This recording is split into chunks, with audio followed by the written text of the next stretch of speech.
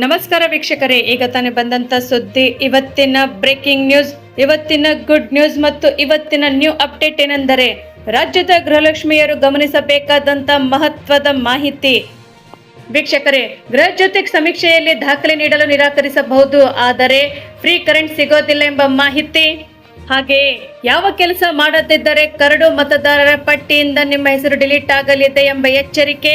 ವೀಕ್ಷಕರೇ, ಮತ್ತೊಂದು big shocking news ಏನೆಂದರೆ ಪೆಟ್ರೋಲ್ ಹಾಗೂ ಡೀಸೆಲ್ ಬಗ್ಗೆ ಕೇಂದ್ರ ಸರ್ಕಾರದಿಂದ ದೊಡ್ಡ ನಿರ್ಧಾರ. ಬೆಲೆ ಭಾರಿ ಏರಿಕೆ ಸಾಮಾನ್ಯ ಜನರಿಗೆ ಕಾಡಿದ ಆತಂಕ. ಹಾಗೂ LPG ಗ್ಯಾಸ್. ಹೌದು ವೀಕ್ಷಕರೇ, LPG ಸಿಲಿಂಡರ್ ಬಳಕೆದಾರರಿಗೆ ಒಂದು ಗುಡ್ ನ್ಯೂಸ್ ಏನೆಂದರೆ ತೈಲ ಮಾರಾಟ ಕಂಪನಿಗಳಿಂದ ಹೊಸ ಪ್ಲಾನ್. ಎಲ್ಲ ಗ್ರಾಹಕರಿಗೆ ಬಿಗ್ ರಿಲೀಫ್ ಸಿಗುವಂತ ಮಾಹಿತಿ. ವೀಕ್ಷಕರೇ, ಈ ಎಲ್ಲ ಮಾಹಿತಿಗಳ ವಿವರಗಳನ್ನು ತಿಳಿಯೋ ಮುನ್ನ ತಾವು ನಮ್ಮ ಚಾನೆಲ್ಗೆ ಮೊದಲು ಬಾರಿ ಭೇಟಿ ನೀಡ್ತಾ ಇದ್ರೆ ದಯವಿಟ್ಟು ಸಬ್ಸ್ಕ್ರೈಬ್ ಮಾಡಿ, ಪಕ್ಕದಲ್ಲಿರುವಂತಹ ಬೆಲ್ ಅನ್ನು ಒತ್ತಿ ಹಾಗೂ ಲೈಕ್ ಮಾಡಿ. ಈ ಎಲ್ಲ ಮಾಹಿತಿಗಳ ವಿವರಗಳನ್ನು ತಿಳಿಯಬೇಕಾದ್ರೆ ದಯವಿಟ್ಟು ತಾವು ಸ್ಕಿಪ್ ಮಾಡದೆ ಈ ವಿಡಿಯೋವನ್ನು ಪೂರ್ತಿಯಾಗಿ ನೋಡಿ.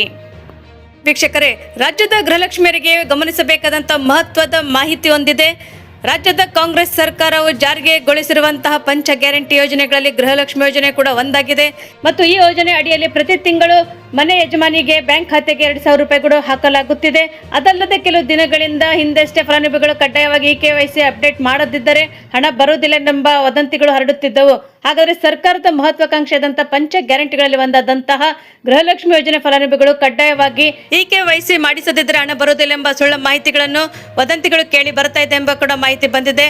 ಹಾಗಾದ್ರೆ ಇವೆಲ್ಲ ಮಾಹಿತಿಗಳು ಗೃಹಲಕ್ಷ್ಮಿ ಯೋಜನೆ ಫಲಾನುಭವಿಗಳ ಪರಿಷ್ಕರಣೆಗೆ ಮಾಡುವುದು ರಾಜ್ಯ ಸರ್ಕಾರದ ಉದ್ದೇಶ ಆಗಿದೆ ಅಷ್ಟೇ ವಿನಃ ಅದರಲ್ಲಿ ಪರಿಷ್ಕರಣೆ ಮಾಡುವ ಮಟ್ಟದಲ್ಲಿ ನಡೆಯಬೇಕಾದಂಥ ರೀತಿಯಲ್ಲಿ ನಡೆಯುತ್ತದೆ ಮತ್ತು ಮಾರ್ಗಸೂಚಿಗಳು ಕೂಡ ಅನುಸರಿಸಬೇಕೆಂಬ ಯಾವುದೇ ರೀತಿಯ ಅಧಿಕೃತ ಮಾರ್ಗದರ್ಶನ ಅಥವಾ ಸೂಚನೆಗಳು ಸರ್ಕಾರದಿಂದ ಇನ್ನೂ ಹೊರ ಬಂದಿಲ್ಲ ಎಂದು ಕೂಡ ಹೇಳಲಾಗುತ್ತದೆ. ರಾಜ್ಯದಲ್ಲಿ ಮಹಿಳೆಯರು ಆರ್ಥಿಕವಾಗಿ ಸಬಲೀಕರಣ ಆಗುವ ಒಂದು ಉದ್ದೇಶದಿಂದ APL ಅಥವಾ BPL ಅಥವಾ ಅಂತ್ಯೋದಯ ಕಾರ್ಡ್ ಇರುವಂತಹ ಕುಟುಂಬದ ಯಜಮಾನಿಗೆ ಮಾತ್ರ ಮಹಿಳೆಯರಿಗೆ ಬ್ಯಾಂಕ್ ಖಾತೆಗೆ ಪ್ರತಿ ತಿಂಗಳು 2,000 ರೂಪಾಯಿಗಳನ್ನು ಕೂಡ ಹಾಕಲಾಗುತ್ತಿದೆ. ಯೋಜನೆಯ ಆರಂಭ ಆದಾಗಿನಿಂದ ಈವರೆಗೂ ಕೂಡ ಒಟ್ಟು 30 ಕಂತುಗಳಲ್ಲಿ ಹಣವನ್ನು ಫಲಾನುಭವಿಗಳಿಗೆ ಅವರ ಖಾತೆಗೆ DBT ಮೂಲಕ ಯಶಸ್ವಿಯಾಗಿ ಜಮೆ ಮಾಡಲಾಗಿದೆ ಎಂದು ಹೇಳಲಾಗುತ್ತಿದೆ. ಪ್ರಸ್ತುತ ಯಾವುದೇ ಅಡಚಣೆ ಇಲ್ಲದೆ ಹಣ ಹಾಕಲಾಗುತ್ತಿದೆ ಮತ್ತು ಪಾವತಿ ಮಾಡುತ್ತಿದ್ದು KYC ನೆಪದಲ್ಲಿ ಸಾರ್ವಜನಿಕರು ಯಾವುದೇ ಪ್ರಕಾರದ ಗೊಂದಲಕ್ಕೆ ಹೋಗಬಾರದೆಂದು ಪ್ರಕಟಣೆಯಲ್ಲಿ ಕೂಡ ಸೂಚಿಸಲಾಗಿದೆ. ಮಹತ್ವಾಕಾಂಕ್ಷೆಯಾದಂತಹ ಯೋಜನೆಯು ರಾಜ್ಯದ ಮಹಿಳೆಯರ ಆರ್ಥಿಕ ಸ್ವಾವಲಂಬನೆಯನ್ನು ಹೆಚ್ಚಿಸುವ ಉದ್ದೇಶದಿಂದ ಜಾರಿಯಲ್ಲಿ ಇದೆ. ಈ ಯೋಜನೆಯಡಿಯಲ್ಲಿ ಅರ್ಹ ಕುಟುಂಬದ ಮಹಿಳೆಗೆ ಮುಖ್ಯಸ್ಥರಿಗೆ ಬ್ಯಾಂಕ್ ಖಾತೆಗೆ ಪ್ರತಿ ತಿಂಗಳು 2,000 ರೂಪಾಯಿ ನೇರವಾಗಿ DBT ಮೂಲಕ ಜಮಾ ಮಾಡಲಾಗುತ್ತಿದೆ. ಮತ್ತು ಯೋಜನೆಯಿಂದ ಮಹಿಳೆಯರಿಗೆ ಕುಟುಂಬದ ದೈನಂದಿನ ಖರ್ಚು, ಮಕ್ಕಳ ಶಿಕ್ಷಣ, ಆರೋಗ್ಯ ವೆಚ್ಚ ಸೇರಿದಂತೆ ಇನ್ನಿತರ ಮನೆ ಖರ್ಚು ನಿರ್ವಹಿಸಲು ನೆರವನ್ನು ಸಹ ಪಡೆಯುತ್ತಿದ್ದಾರೆ. ಹಾಗಾದ್ರೆ ವೀಕ್ಷಕರೇ, ಈ ಯೋಜನೆಗೆ ಯಾರು ಅರ್ಹರಾಗಿದ್ದಾರೆ ಅದರ ಬಗ್ಗೆ ಸಹ ತಿಳಿದುಕೊಳ್ಳೋಣ.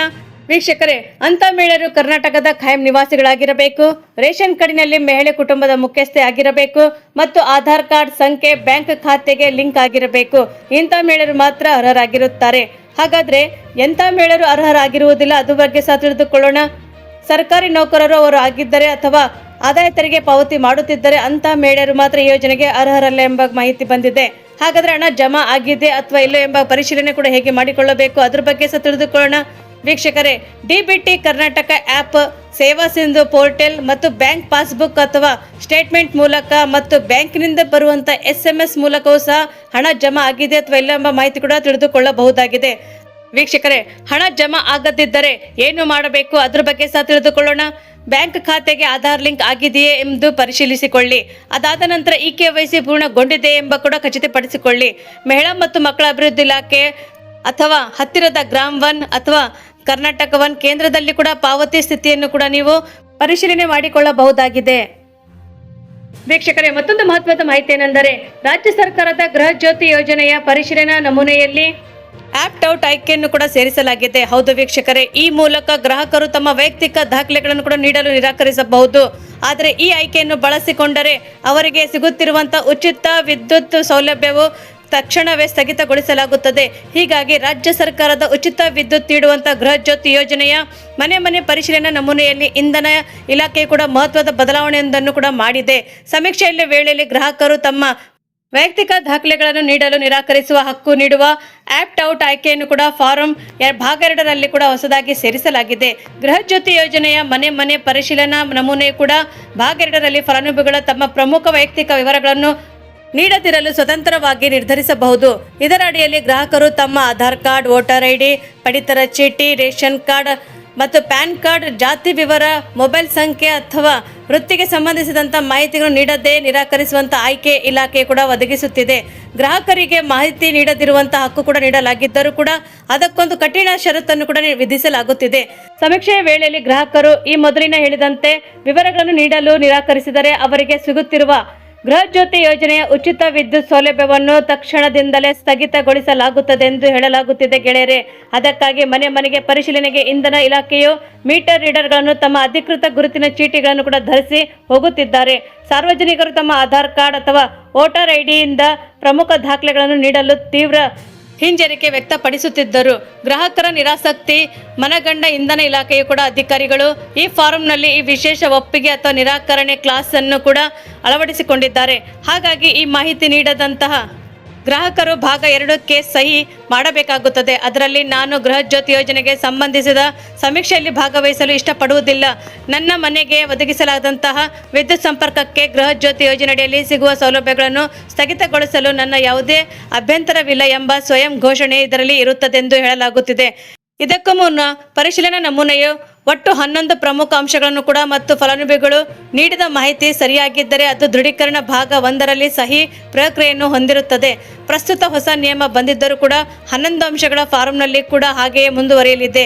ಅವುಗಳೆಂದರೆ ಎಸ್ಕಾಂ ಹೆಸರು ಅಥವಾ ವಿದ್ಯುತ್ ಸಂಪರ್ಕದ ಖಾತೆ ಐಡಿ, ಫಲಾನುಭವಿಗಳ ಆಧಾರ್ ಸಂಖ್ಯೆ ಮತ್ತು ಆಧಾರ್ ಕಾರ್ಡಿನಲ್ಲಿರುವಂತೆ ಫಲಾನುಭವಿಗಳ ಹೆಸರು, ನೋಂದಾಯಿತ ಮೊಬೈಲ್ ಸಂಖ್ಯೆ ಮತ್ತು ಮಾಲೀಕರು ಆಗಿರ್ಬೋದು ಅಥವಾ ಬಾಡಿಗೆದಾರರೇ ಆಗಿರ್ಬೋದು, ಅವರ ಸ್ಥಿತಿ, ಪಡಿತರ ಚೀಟಿ, ವರ್ಗ ಅಥವಾ APL ಅಥವಾ BPL ಕಾರ್ಡ್ ಅಥವಾ ರೇಷನ್ ಕಾರ್ಡ್ ಇಲ್ಲದಿದ್ದರೂ ಕೂಡ ಮತದಾರರ ಸ್ಥಿತಿ ಮತ್ತು EPIC ಸಂಖ್ಯೆ ಕೂಡ, ಜಾತಿ ವರ್ಗದ ಪ್ರಕಾರ ಪ್ಯಾನ್ ಕಾರ್ಡ್ ಸಂಖ್ಯೆ ಕೂಡ ಅವರಲ್ಲಿ ವೃತ್ತಿ ಆಧಾರ ತೆರಿಗೆ ಅಥವಾ ಪ್ರತಿಯೊಂದು ಸಂದರ್ಭದಲ್ಲಿ ಕೂಡ ಜುಲೈ 3ರಿಂದಲೇ ಬೆಂಗಳೂರು ವಿದ್ಯುತ್ ಸರಬರಾಜು ಕಂಪನಿ ಮಹತ್ವದ ಸ್ಪಷ್ಟನೆಯೊಂದನ್ನು ನೀಡಿದ್ದು, ಸಮೀಕ್ಷೆಯ ಸಮಯದಲ್ಲಿ ಕೂಡ ಮೀಟರ್ ರೀಡರ್ಸ್ಗಳಿಗೆ ಜಾತಿ ವಿವರಗಳನ್ನು ನೀಡುವುದು ಅಥವಾ ಸಂಪೂರ್ಣವಾಗಿ ಐಚ್ಛಿಕ ಆಗಿದೆ ಎಂದು ಕೂಡ ತಿಳಿಸಿದೆ.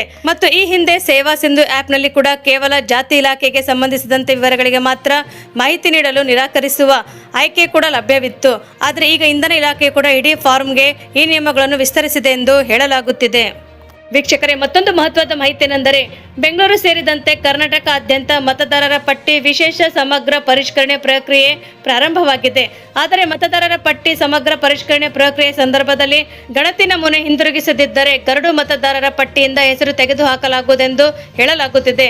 ಬೆಂಗಳೂರು ದಕ್ಷಿಣ ಕನ್ನಡ ಪಾಲಿಕೆ ವ್ಯಾಪ್ತಿಯಲ್ಲಿ ಮತದಾರರ ಪಟ್ಟಿ ವಿಶೇಷ ಪರಿಷ್ಕರಣೆ ಸಂದರ್ಭದಲ್ಲಿ BLOಗಳು ಮನೆ ಮನೆಗೆ ಭೇಟಿ ನೀಡಿ ಎನ್ಯುಮರೇಷನ್ ಫಾರ್ಮ್ ಅನ್ನು ನೀಡುವ, ಭರ್ತಿ ಮಾಡಿದ ಅರ್ಜಿಗಳನ್ನು ಕೂಡ BLOಗಳು ಪಡೆಯುವ ಮತ್ತು ಹಾಗೂ ಭರ್ತಿ ಮಾಡಲಾದ ಅರ್ಜಿಗಳನ್ನು ಡಿಜಿಟಲೀಕರಣಗೊಳಿಸಲು ಪ್ರಕ್ರಿಯೆ ಚಾಲ್ತಿಯಲ್ಲಿರಲಿದೆ ಎಂದು ಕೂಡ ಹೇಳಲಾಗುತ್ತಿದೆ.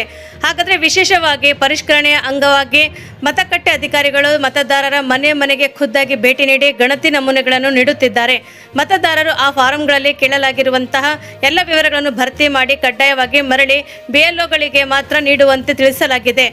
ಮತದಾರರು ನಮೂನೆಯನ್ನು ಹೇಗೆ ಭರ್ತಿ ಮಾಡಬೇಕೆಂದು ಕೂಡ ತಿಳಿಸುವಂತಹ ಸಂಬಂಧ ಸಾರ್ವಜನಿಕರ ನೆರವಿಗಾಗಿ ಭಾರತೀಯ ಚುನಾವಣಾ ಆಯೋಗದ ಅಧಿಕೃತ ಯೂಟ್ಯೂಬ್ ಚಾನೆಲ್ಗಳಲ್ಲಿ ಕೂಡ ಲಭ್ಯವಿರುವಂತಹ ಮಾರ್ಗದರ್ಶಿ ವಿಡಿಯೋಗಳನ್ನು ಕೂಡ ವೀಕ್ಷಿಸಬಹುದಾಗಿದೆ.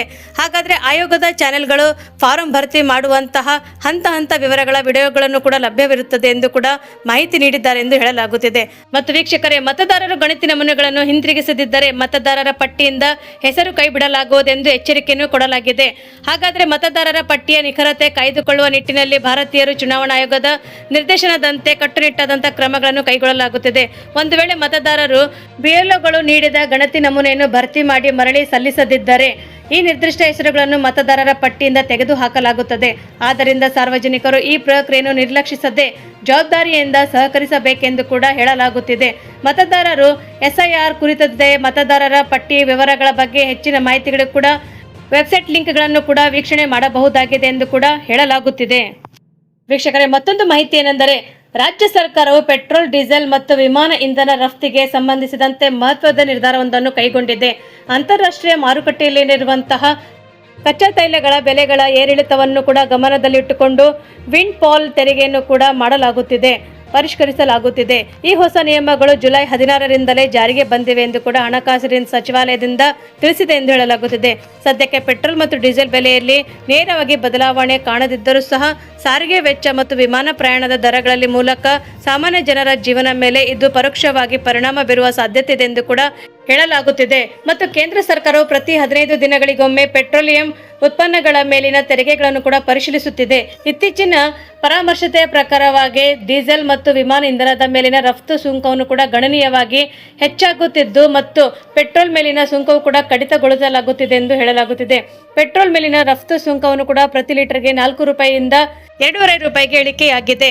ಡೀಸೆಲ್ ಮತ್ತು ಇದರ ಮೇಲಿನ ರಫ್ತು ಸುಂಕವು ಕೂಡ ಪ್ರತಿ ಲೀಟರ್ಗೆ 7.5 ರೂಪಾಯಿಯಿಂದ 15.5 ರೂಪಾಯಿಗೆ ಹೆಚ್ಚಿಸಲಾಗಿದೆ. ಅಂದರೆ ಸುಮಾರು ದುಪ್ಪಟ್ಟು ಏರಿಕೆ ಮಾಡಲಾಗಿದೆ. ಹಾಗಾಗಿ ರಫ್ತು ಸುಂಕವು ಕೂಡ ಪ್ರತಿ ಲೀಟರ್ಗೆ 7.5 ರೂಪಾಯಿಯಿಂದ 14.5 ರೂಪಾಯಿಗೆ ಏರಿಸಲಾಗಿದೆ.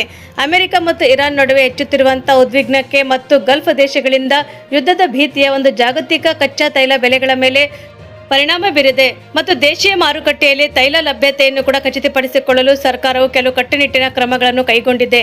ಡೀಸೆಲ್ ಔಟ್ಲೆಟ್ಗಳನ್ನು ಕೂಡ ಪ್ರತಿ ಗ್ರಾಹಕ ಮತ್ತು ವಾಹನಗಳಿಗೆ ದಿನಕ್ಕೆ ಗರಿಷ್ಠ 200 ರೂಪಾಯಿ ಲೀಟರ್ಗೆ ಮತ್ತು ಡೀಸೆಲ್ ಖರೀದಿಸಲು ಮಾತ್ರ ಅವಕಾಶ ನೀಡಲಾಗಿದೆ ಮತ್ತು ಈ ನಿರ್ಬಂಧನವನ್ನು ಮುಂದಿನ 90 ದಿನಗಳವರೆಗೆ ಜಾರಿಯಲ್ಲಿ ಇರುತ್ತದೆ ಎಂದು ಕೂಡ ಹೇಳಲಾಗುತ್ತಿದೆ ಮತ್ತು ಅಗತ್ಯ ಬಿದ್ದರೆ ಇನ್ನೂ ವಿಸ್ತರಿಸಲು ಸಾಧ್ಯತೆ ಇದೆ ಎಂದು ಕೂಡ ಹೇಳಲಾಗುತ್ತಿದೆ.